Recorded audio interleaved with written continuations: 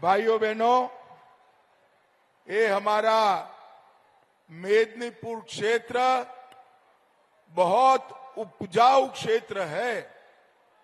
यहाँ के किसान जो धान पकाते हैं वो पूरे बंगाल का पेट भरने का काम करता है। मैं सभी किसानों को भी प्रणाम कर कर मेरी बात की शुरुआत करता हूं। आज राजा राम मोहन राय जी की जन्म तिथि है। राजा राम मोहन राय जी को श्रद्धांजलि देकर मैं आपसे बात करने आया हूं। भाइयों बहनों, 5 चरण का चुनाव समाप्त हो चुका है। मैं पूरे देश भर में घूमता घूमता आज कांठी आया हूं। 5 चरण का परिणाम जानना है क्या? अरे जोर से बोलो, 5 चरण का परिणाम जानना है क्या? तो 5 चरण का परिणाम जान लो। मोदी जी 310 सीट पार कर गए हैं और ये ममता दीदी का इंडी अलायंस, उनका सुपड़ा साफ हो गया है, साफ हो गया। और बंगाल वालों, मेरी बात याद रखना, इस बार बंगाल में भी 30 सीटें नरेंद्र मोदी की झोली में जाने वाली है। बंगाल में 30 सीटें आते ही आप समझकर रखना, ये तृणमूल कांग्रेस खंड खंड हो जाएगी और ममता दीदी की सरकार विदाई हो जाएगी, विदाई हो जाएगी। भाइयों बहनों, आपने 19 में मोदी जी को 18 सीटें दी और नतीजा क्या हुआ मैं आपको बताना चाहता हूं। कांठी वालों, मुझे बताओ, राम मंदिर बनना चाहिए था या नहीं बनना चाहिए था? अरे जोर से बोलो, बनना चाहिए था या नहीं बनना चाहिए था? 70 साल से ये कांग्रेस पार्टी, तृणमूल कांग्रेस राम मंदिर को रोक कर बैठे थे। मोदी जी ने मोदी जी को आपने दूसरी बार प्रधानमंत्री बनाया। 5 ही साल में केस भी जीता, भूमि पूजन भी किया और 24 जनवरी को प्राण प्रतिष्ठा कर कर जय श्री राम। भाइयों बहनों, जब प्राण प्रतिष्ठा हुई उसका निमंत्रण ये ममता दीदी को दिया गया। ममता दीदी को भी कहा, आइए दीदी, राम तो सभी का है, आप भी आइए। मगर वो नहीं गई भाई, प्राण प्रतिष्ठा में अयोध्या नहीं गई। क्यों नहीं गई मालूम है आपको? मालूम है? चलो मैं बताता हूं। ममता दीदी प्राण प्रतिष्ठा में नहीं गई क्योंकि वो अपनी वोट बैंक से डरती है, वोट बैंक से डरती है। काठी वालों, आप लोग उसकी वोट बैंक नहीं हो। उनकी वोट बैंक कौन है मालूम है क्या? कौन है मालूम है? चलो ये भी मैं बता देता हूं। उसकी वोट बैंक वो घुसपैठिए है, घुसपैठिए है। उनके डर से वो नहीं गई। मगर मैं बताता हूं, हम एक घुसपैठियों से नहीं डरते हैं।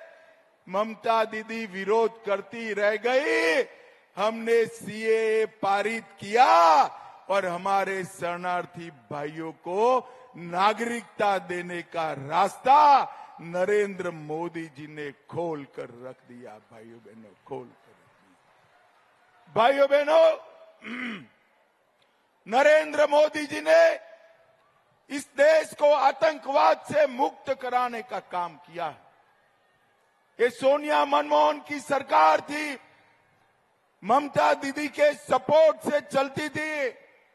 आए दिन पाकिस्तान से आलिया, मालिया, जमालिया घुसते थे, बम धमाके करते थे और फिर भाग जाते थे।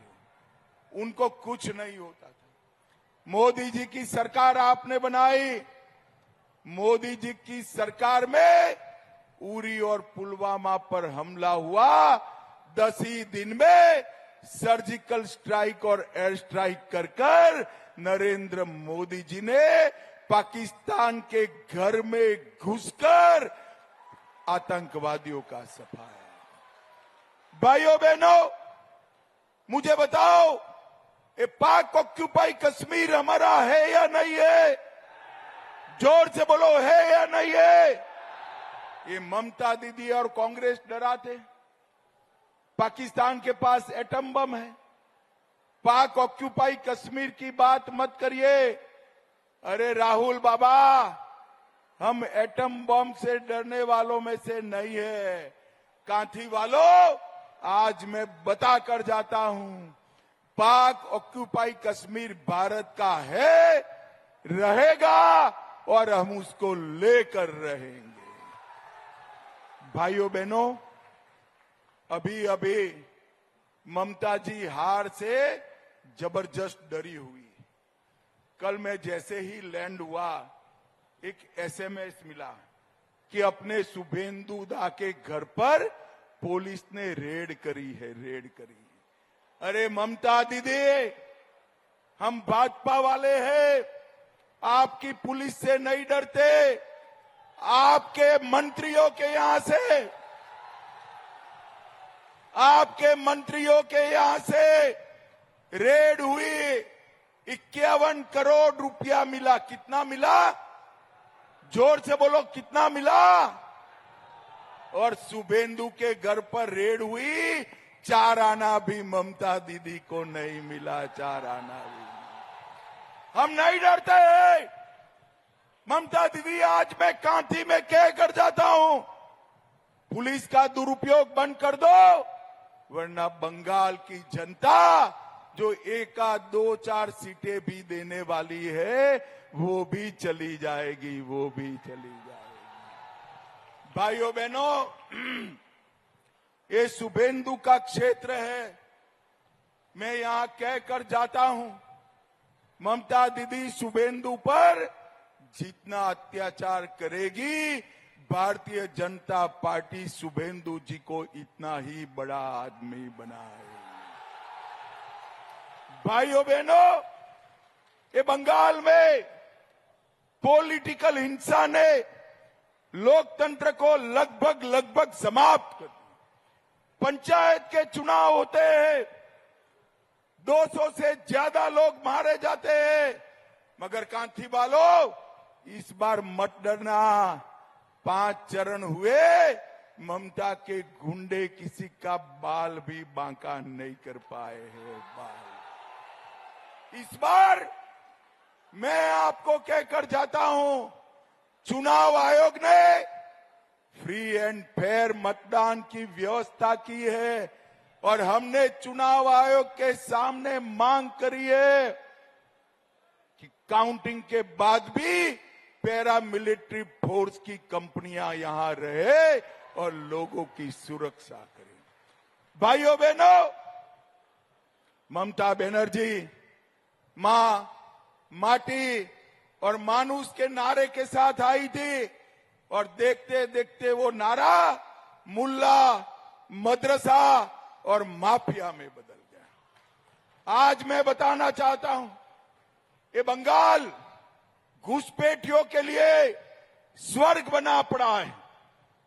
बंगाल की घुसपैठ न केवल बंगाल, देश के लिए चिंताजनक है और सबसे ज्यादा नुकसान हमारे बंगाल का हो रहा है। जिस तरह से डेमोग्राफी चेंज कर रही है ममता बनर्जी, ये पाप है, पाप। मेरी बात याद रखना ममता दीदी, वोट बैंक के लिए देश की सुरक्षा को आप ताक पर रख रहे हो। और मुझे बताओ भाइयों बहनों, एक कटमनी बंद होना चाहिए या नहीं होना चाहिए? अरे जोर से बोलो, होना चाहिए या नहीं होना चाहिए? ये भ्रष्टाचार बंद होना चाहिए या नहीं होना चाहिए? ये सिंडिकेट बंद होनी चाहिए या नहीं होनी चाहिए? क्या ममता दीदी कर सकती है? कर सकती है? जोर से बोलो, कर सकती है? केवल और केवल नरेंद्र मोदी के नेतृत्व में भारतीय जनता पार्टी ही कर सकती है। एक बार 30 से ज्यादा सीटें जिता दो, एक गाय की तस्करी बंद हो जाएगी, कोयला की तस्करी बंद हो जाएगी, घुसपैठ आदमी तो छोड़िए, परिंदा भी पैर नहीं मार पाएगा, परिंदा भी पैर नहीं मार। ये माफियाओं को चून चून कर, ये माफियाओं को चून चून कर उल्टा लटकाकर सीधा करने का काम भारतीय जनता पार्टी। भाइयों बहनों, मैं आज कहने आया हूं, ममता के शासन में घुसपैठिए को प्यार है और सीए पर वार कर रही है। भाजपा को ला दीजिए, सीए तो जमीन पर उतरेगा ही, घुसपैठ भी बंद हो जाएगी। भाइयों बहनों, अभी पूरे घुसपैठियों को वोटर कार्ड, राशन कार्ड, आधार कार्ड बन रहा है। आप भाजपा की सरकार लाओ, 30 सीटें भाजपा को दो, केवल बंगाल के बेटे बेटियों को ही आधार कार्ड, वोटर कार्ड मिलेगा। भाइयों बहनों, बंगाल में हर प्रकार के उद्योग चौपट हो गए, केवल बम बनाने का उद्योग चल रहा है, केवल सिंडिकेट का उद्योग बन रहा है। मैं आज कहने आया हूं, मोदी जी के हाथ मजबूत करिए, ये बंगाल को सोनार बांग्ला बनाने का काम हमारे नरेंद्र मोदी जी करेंगे। भाइयों बहनों, नरेंद्र मोदी जी की सारी योजनाएं ये ममता बनर्जी रोक कर बैठी है। प्रधानमंत्री आवास योजना, बिहार के अंदर 87 लाख गरीबों के घर बने, बंगाल में सिर्फ 38 लाख। जल जीवन मिशन, बिहार में 96% घरों में पानी पहुंचा, बंगाल में सिर्फ 39%। और आयुष्मान भारत योजना, माताओं बहनों मुझे बताओ, बंगाल के गरीब लोगों को 5 लाख तक का पूरा खर्चा मुफ्त में मिलना चाहिए या नहीं मिलना चाहिए? ये ममता दीदी लाने नहीं देती है। हम बंगाल के अंदर 5 लाख तक का स्वास्थ्य का सारा खर्चा फ्री ऑफ कॉस्ट देंगे। अभी अभी ममता बनर्जी ने कहा, ये सन्यासी जो है हमें हराने का काम कर रहे हैं। भारत सेवाश्रम संघ, रामकृष्ण मिशन, इस पर आरोप लगाया, अरे ममता दीदी, भारत सेवाश्रम संघ न होता, स्वामी प्रणवानंद न होते, तो हमारा बंगाल आज बांग्लादेश में होता। स्वामी प्रणवानंद जी ने बचाया है। चुनाव जीतने के लिए त्यागी तपस्वी सन्यासियों पर हमला करने का काम बंद करो, आपको वैसे भी चुनाव नहीं जीतने वाले। ये कांठी के अंदर शुभेंदु दा और हमारे शिशिर जी ने ढेर सारे काम कराए हैं। रामनगर में मीरगोड़ा नदी पर पुल का निर्माण किया, रानी चक में 4 लेन ओवरब्रिज बनाया, हल्दिया बंदरगाह तक रोड बनाया, रानीगंज बाईपास 410 करोड़ की मंजूरी दिलाई, धर्मा बस स्टॉप का निर्माण किया, एक मेडिकल कॉलेज बनी, 22,000 आवास दिए, तमलुक में 1100 करोड़ से भारत पेट्रोलियम का टर्मिनल बनाया, 18 लाख लोगों को मुफ्त चावल दिया, 60,50,000 माताओं को गैस का सिलेंडर दिया और 2,15,000 घरों में नल से जल पहुंचाने का काम नरेंद्र मोदी जी ने किया है। भाइयों बहनों, आज मैं काथी वालों को विश्वास दिलाकर जाता हूं, आपकी जितनी भी परेशानियां है ना, उसका रास्ता नरेंद्र मोदी और शुभेंदु अधिकारी के हाथ मजबूत करने में है। मैं आपको कहकर जाता हूं, शुभेंदु दा ने यहां से ममता बनर्जी को हरा दिया, वो दूसरे रास्ते से मुख्यमंत्री बनी, मगर इस बार इतने प्रचंड बहुमत से हराइए कि दूसरा रास्ता भी उसका बंद हो जाए, बंद।